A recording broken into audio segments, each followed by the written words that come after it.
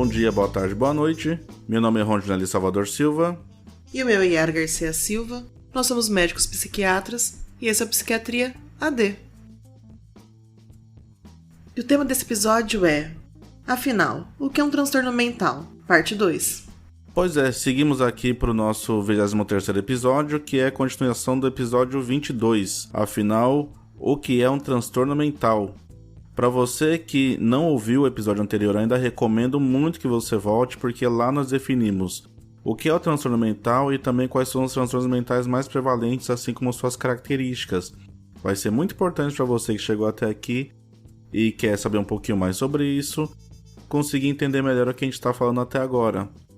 Outra coisa, é importante também lembrar para você que já ouviu o primeiro episódio que a gente vai partir exatamente do ponto da pergunta da Yara, que é tentar entender como é que funciona o tratamento psiquiátrico a partir das definições de transtorno mental que a gente fez até agora. Vamos para frente? Vamos aos avisos gerais. Psiquiatria AD é um podcast sobre saúde mental a partir da perspectiva da psiquiatria e do diálogo com diversas áreas do conhecimento. Podcast é uma forma de comunicação similar ao programa de rádio, em que você pode ouvir o conteúdo enquanto trabalha, estuda ou se diverte fazendo outras coisas. Psiquiatria AD é um podcast independente, sem patrocínios ou conflitos de interesse.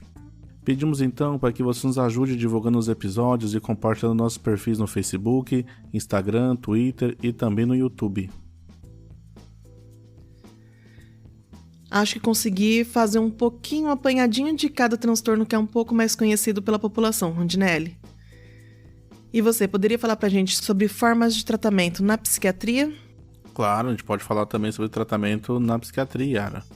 A gente já falou sobre o tratamento de forma geral, de alguns transtornos psiquiátricos específicos, já respondeu até perguntas sobre isso, mas acho importante a gente fazer um link, Yara, para você que está também ouvindo a gente agora, entre essa definição que a gente utiliza na psiquiatria para transtorno mental, entre isso que a Yara está dizendo e pensar nos modelos de acompanhamento a partir da psiquiatria. O que a gente está fechando aqui a coisa em termos da psiquiatria, porque existem formas diversas de fazer o acompanhamento da pessoa em sofrimento psíquico, e a gente entende que antes de existir uma doença, existe uma pessoa, e isso também vai ser colocado em jogo quando a gente for pensar em que forma a gente pode auxiliar cada um que está sofrendo. Mas eu gostaria de partir disso também para a gente poder entender como é que pode ser um acompanhamento multiprofissional, que às vezes fica nisso, eu vou no psicólogo, vou no psiquiatra, vou no terapeuta ocupacional, eu vou fazer apoio de alguém que faz uso de mindfulness, vou fazer atividade física, como é que essas coisas se encaixam? Então veja, lá no começo eu comecei citando para vocês que o tratamento, aliás, que a definição de transtorno mental, ela envolvia diversas variáveis e tinha impactos diversos também na vida da pessoa. Isso significa que quando a gente vai pensar no tratamento a partir da psiquiatria, a gente vai ter que pensar em diversos vetores, como se fosse uma frente de cuidados que possa ser útil dependendo do caso que se apresentar, dependendo do que a pessoa estiver sofrendo ali. Em alguns casos, por exemplo, o médico psiquiatra não vai ser suficiente, vai precisar de suporte, vai precisar de apoio para que possa auxiliar a pessoa. Às vezes o oposto, às vezes algum profissional também que está cuidando de alguém sofrendo psíquico vai demandar desse médico psiquiatra algum suporte, algum apoio também para que possa continuar o cuidado dele. Então eu não vou fazer aqui uma lista de como é que se trata, isso aqui não vai ser um cardápio, não vai ser uma receita de bolo de como é que a gente faz isso para todo mundo, mas falar quais são as estratégias gerais que a gente usa. Então talvez eu vou começar das estratégias menos conhecidas. Por exemplo, uma estratégia possível é a mobilização da pessoa com relação à sua própria vida. É ajudar a pessoa a entender o que pode estar acontecendo e que pode ser determinante para ela, para que ela esteja em sofrimento naquele momento. Que é um processo reflexivo mesmo. Então às vezes a pessoa chega pra gente no consultório e diz assim, olha, eu tô me sentindo muito ansioso.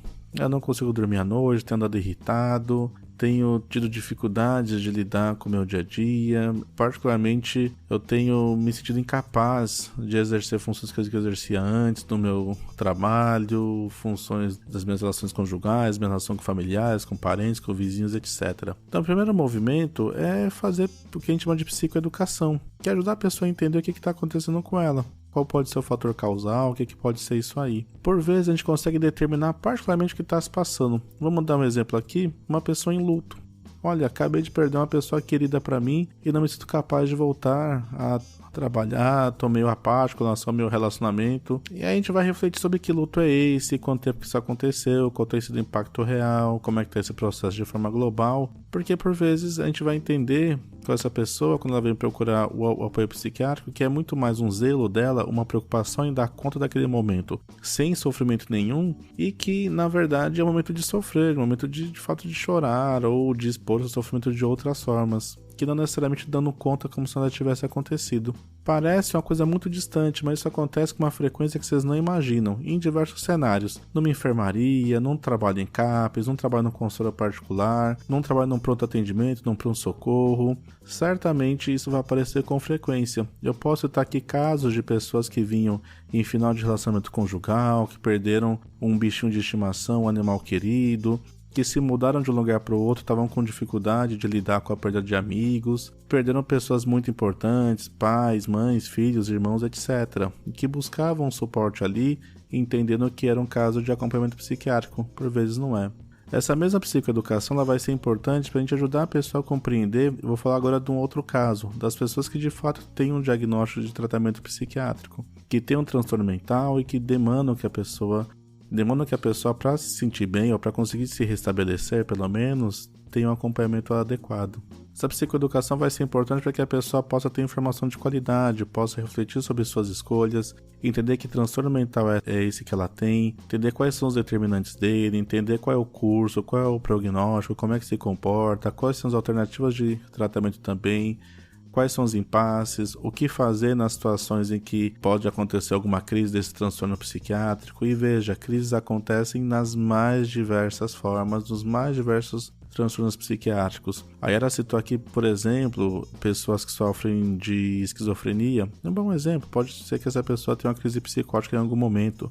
O que fazer, como fazer, não é? Assim como uma pessoa que sofre, por exemplo, de um transtorno de ansiedade, ela pode ter uma exacerbação disso em alguma situação específica. Então, o que fazer, que ajuda a procurar, que tipo de recurso vai utilizar em casa, com quem contar e por aí vai. Essa psicoeducação, portanto, ela é fundamental, tanto para quem tem um transtorno psiquiátrico, como para quem não tem também. Então, às vezes, a intervenção psiquiátrica ela pode ser curta, pode ser uma conversa, numa consulta simplesmente, ou pode se estender por anos, no qual esses elementos aí de psicoeducação podem perpassarem por anos o acompanhamento psiquiátrico de forma global. É importante lembrar também que a informação é direito da pessoa que procura auxílio. A pessoa tem direito a saber o que está se passando. É uma garantia de direito dessa pessoa que ela possa ter controle, possa entender o que se passa com ela, até para que ela possa tomar decisões também que sejam mais adequadas para os seus interesses a partir dali. Existe, claro, um formato muito específico, muito tradicional de acompanhamento, que é o formato de acompanhamento que a gente chama de ambulatorial, que é aquele de fazer acompanhamento em consultas.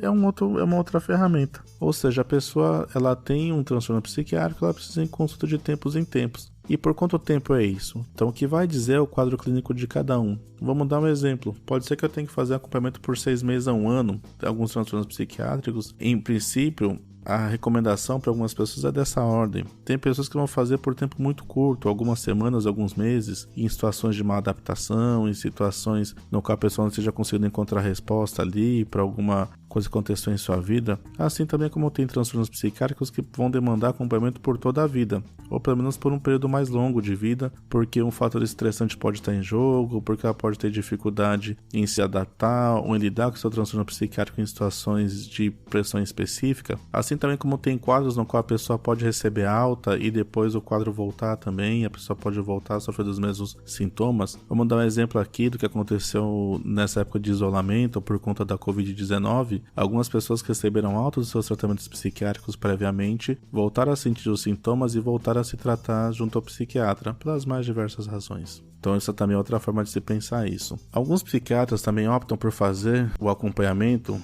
das pessoas utilizando ferramentas específicas de psicoterapia. A gente já falou aqui no episódio sobre psicoterapia, mas eu vou reforçar que psicoterapia é qualquer tecnologia que envolva o cuidado não farmacológico e que pode incluir aí tanto formas de pensar o sofrimento da pessoa a partir de características que são de conflitos, de elementos psíquicos que ela tem e não consegue resolver, até entender isso como sendo comportamentos que foram aprendidos ao longo da vida e que ela precisa hoje em dia ter noção de que eles não auxiliam ela. Então tem diversas escolas de psicoterapia. Psicoterapia eu estou utilizando aqui como um sinônimo para terapia também. Ou seja, aquela processo de sentar e começar a falar sobre si e refletir sobre as questões que lhe afligem. Alguns psiquiatras podem utilizar esse tipo de acompanhamento também das mais diversas formas. Reforço aqui, acompanhamento em ambulatório, acompanhamento em enfermaria, acompanhamento em pronto-atendimento. Pronto-atendimento é um pouco mais difícil porque o contato é muito curto, mas às vezes pode ser útil para a pessoa conseguir despertar e partir para fazer uma psicoterapia mais longa em outro ambiente. Existem outras formas também de fazer acompanhamento além do ambulatorial, que por exemplo é o hospital dia, ou vai ter um outro formato que na rede pública se vai chamar de hospitalidade diurna. Vou me focar aqui em falar sobre esses dois como sendo uma forma de acompanhamento no qual a pessoa passa parte do dia dela dentro de alguma entidade de cuidado. Pode ser o CAPS, pode ser uma clínica particular, independe disso. Mas parte do seu dia vai ser de cuidado, porque aquela pessoa demanda aquilo algumas vezes de forma muito curta, ou seja, você vai passar um meio dia ali pra gente conseguir entender o que está se passando, para você conseguir refletir sobre alguma coisa. Pode ser que a pessoa passe um período da sua vida ali, meses, anos, semanas, fazendo esse processo também, de passar parte do seu dia ali, assim como tem pessoas que podem passar ao longo de toda a sua vida, dependendo do quadro clínico, das questões que estiverem envolvidas, das repercussões de sua vida também. Decisão essa que tem que ser tomada, reforço aqui, com a anuência da pessoa, então a pessoa precisa ter ciência do que está se passando com ela e por que tem as escolhas, precisa ter familiar próximo também, equipe de saúde precisa estar muito bem informada disso e precisa ter um projeto de tratamento que justifique essa forma de acompanhamento também a longo prazo. Existem outras formas também que são de um lado, né, nas enfermarias, a internação psiquiátrica, na qual a pessoa fica internada em clínica, unidade de hospital, principalmente nas agudizações, fundamentalmente nas agudizações, ou seja, quando a pessoa tem uma exacerbação, você deve estar pensando, poxa, para internar alguém, a pessoa precisa estar se sentindo mal. É a mesma razão pela qual se faz a internação médica em qualquer área. A internação médica é exatamente para que você possa ajudar a pessoa a se restabelecer de algum momento grave pelo qual ela passou. Então, um exemplo disso, a pessoa pode ter tentado se machucar, ou pode ter tentado tirar a própria vida, às vezes porque a pessoa está se expondo. A Yara citou aqui um quadro psiquiátrico famoso, o transtorno afetivo bipolar, por exemplo. Então, pessoas passando por essa fase, por esse momento de mania, onde ela fica eufórica, fica se sentindo super poderosa, pode se colocar em risco, pode fazer gastos excessivos, pode se expor ao uso de substância química, pode se expor a relações sexuais que ela não gostaria de fazer em outros momentos também, e para que a pessoa não se exponha socialmente pode ser uma forma de proteção também. As internações psiquiátricas, elas demandam também que seja partilhado em família, que tenha informado serviços públicos para que saiba o que está se passando e que tenha uma justificativa plena para isso. No Brasil está proscrita a ideia de uma internação psiquiátrica ao longo da vida, como acontecia nos hospícios ou nos manicômios, mas como forma de restabelecimento ainda é uma prática importante dentro do cuidado em psiquiatria. Na rede CAPS existe uma coisa que é similar, mas não é igual.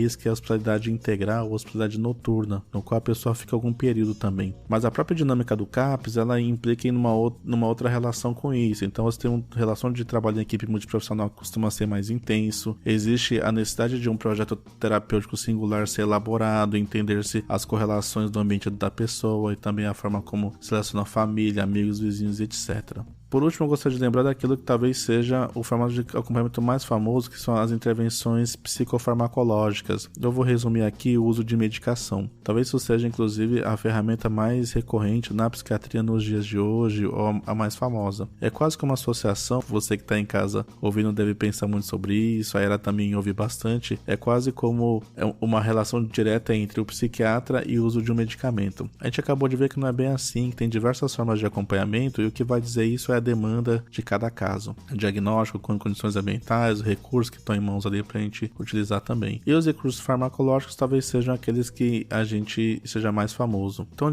existem diversas medicações, a gente tem feito alguns episódios citando algumas medicações mais famosas ou mais importantes. A gente já falou de Rivotril, já falou de fluoxetina, já falamos de Ritalina também, a gente vai falar sobre outras medicações relevantes ao longo do futuro aí, né? Mas eu gostaria de refletir com vocês sobre isso. O uso de medicação, ele tem que ser pensado sempre no contexto de vida daquela pessoa. Não existe pílula mágica ou pílula que vai trazer resposta para as angústias que vem se passando com essa pessoa. Então a medicação ela pode ser algo adjuvante. Por vezes, quando a gente está em situação de sofrimento, é o que a gente quer que aquele sofrimento passe de uma vez. E aí a busca pela medicação pode parecer a forma mais correta de fazê-lo. E falar sobre essas outras formas de cuidado na psiquiatria é exatamente refletir que existem outras razões para o sofrimento e outras estratégias também para além do uso de medicação. Mas medicação, como a gente fala, ela pode ser utilizada por um tempo muito curto, dias, semanas no máximo. Existem medicações que podem ser utilizadas por meses a anos, dependendo desse quadro clínico e das condições gerais. E tem medicação cuja recomendação é fazer uso até o final da vida. O que eu gostaria de refletir com vocês aqui é que, assim como as outras abordagens estão muito condicionadas ao contexto da pessoa, sempre lembrar na conversa com o seu médico psiquiatra o porquê está fazendo uso daquela medicação e pensar até quando vai fazer uso. De um lado, a gente vê, por vezes, uma certa resistência do uso de medicação, tanto por profissionais de saúde quanto por pessoas em situação de sofrimento, e por outro lado também a gente vê pessoas, tanto profissionais de saúde quanto pessoas em situação de sofrimento, que entendem que só o uso de medicação pode ser a saída para isso. E a gente viu hoje que não é bem assim. Não é, Yara? Então, para você que está aqui ouvindo a gente, eu queria dar seguimento aqui para falar um pouquinho da importância que teve nesse contexto da psiquiatria a reforma psiquiátrica, em ajudar a reposicionar as formas de cuidado, e a importância que teve ao deslocar a ideia de que o sujeito seria simplesmente um diagnóstico psiquiátrico e lembrar que cada um de nós somos muito mais do que isso. Bacana, Rondinelli. A gente pode falar um pouquinho sobre o que é reforma psiquiátrica, o que ela visa alcançar. A gente pode falar que a reforma psiquiátrica pretende construir um novo estatuto social para o indivíduo em sofrimento psíquico, de forma assim que garanta o respeito aos seus direitos e à sua individualidade. Através da reforma psiquiátrica também a gente pode promover o resgate das capacidades do indivíduo de participar no universo de trocas, no universo de palavras, de afetos, e acessar também sua cidadania, inclusos aí não só os seus direitos, mas também como seus deveres como cidadão. A reforma psiquiátrica ela pretende modificar o sistema de tratamento clínico da doença mental. Assim como você disse anteriormente, ela visa eliminar gradualmente a internação como forma de exclusão social, o antigo tratamento que era ofertado, e substituir esse sistema por uma rede de serviços territoriais, que inclui aí centros de atenção psicossocial, os CAPs, que é onde a gente pode encontrar uma equipe de saúde voltada para a saúde mental, com psiquiatras, médicos clínicos gerais, psicólogos, terapeutas ocupacionais, educador físico. Nessa rede também a integração de centros de convivência e de cultura, cooperativas de trabalho e também as oficinas de geração de renda. Então, é feito todo um esforço para reintegrar as pessoas que antes eram excluídas em seus tratamentos para os transtornos mentais, reintegrar elas à sociedade. Prover uma forma de tratamento que seja inclusivo, que a gente não anule essas pessoas. Rondinelli, eu queria só encerrar o tema de hoje com um questionamento. Aqui, como falado, sendo os transtornos mentais tão incidentes, tão comuns entre as pessoas, e com uma forma de cuidar sendo inclusiva e se atualizando cada vez mais, por que ainda tanta negação e resistência da sociedade em conviver com as pessoas acometidas por transtornos mentais? Tô pensando aqui que esse pode ser um tema de um futuro podcast. O que você acha? Eu tô dentro, é só dizer quando e onde. Mas antes disso, vamos pro resumo? Lembrando que a gente falou sobre alguns temas importantes hoje, retomou esse tema do que é o transtorno mental, porque vocês demandaram da gente nas redes sociais, então vamos lá. A gente começou aqui falando sobre definição de transtorno mental a partir daquilo que diz o DSM, o Manual Diagnóstico Estatístico da Associação de Psiquiatria dos Estados Unidos, o documento mais importante, mais influente dentro da psiquiatria contemporânea. A gente falou também sobre, e eu quero retomar aqui uma coisa importante que era disso, os transtornos psiquiátricos mais comuns e mais prevalentes no dia a dia. É claro que isso muda um pouco, que isso muda também especificamente de contexto, de cenário, mas a gente pode pensar globalmente, que aparece mais. Senti falta aqui era a gente falar sobre transtorno por dependência química, mas eu acho que isso merece um episódio todo especial, você não acha também? Com certeza. A gente falou também aqui sobre as formas de tratamento psiquiátrico e a gente se concentrou bastante nisso. Ao invés de falar sobre tratamento de saúde mental, como é que a psiquiatria enxerga as formas de acompanhamento. Faltou falar aqui sobre alimentação e sobre atividade física, mas eu também acho, assim como a Yara, que merecem episódios específicos para isso. E por último, a Yara trouxe reflexão sobre a reforma psiquiátrica e como ela transformou a percepção da psiquiatria para melhor no cuidado das pessoas e deixou aqui uma pergunta das mais cativantes. Acho que por hoje é isso mesmo, né, Rondinelli? Bom, para você que ouviu até aqui, curta o podcast Psiquiatria D e nos siga nas redes sociais como Facebook, Instagram, Twitter. Você pode ouvir o Psiquiatria D nos principais agregadores, como Spotify, Google Podcasts, Apple Podcasts e até mesmo no YouTube. Compartilhe esse conteúdo com amigos. Ele pode ajudá-los a entender melhor a psiquiatria no cotidiano. E olha só, hoje tem sugestão de leitura ou de filme. Da última vez a Yara falou que a gente andava meio preguiçoso, dava sugestão de filme. Então para mudar a gente vai fazer uma sugestão de filme. Dessa vez o filme vai ser um pouco mais antigo, mas um filme bastante famoso para falar sobre o cuidado psiquiátrico. É um filme obviamente hollywoodiano, tem as suas questões, obviamente romantizado de algum ponto ou de outro, mas a sugestão é Uma Mente Brilhante, filme de 2001 que conta a história de John Nash, matemático de 21 anos, e sua relação com a esquizofrenia, assim também como com o tratamento psiquiátrico. É um filme muito legal para mostrar que a pessoa é muito mais do que um diagnóstico médico, mas por outro lado também que esse diagnóstico médico é importante para auxiliar a pessoa em sofrimento psíquico. Aposto com você que depois de ouvir esse episódio, mesmo você que quiser assistir o filme vai ter uma outra percepção sobre ele. Rondinelli, foi muito bom o episódio de hoje, mas por hoje já acabou. Beijão e até mais. É isso aí, pessoal. Até a próxima.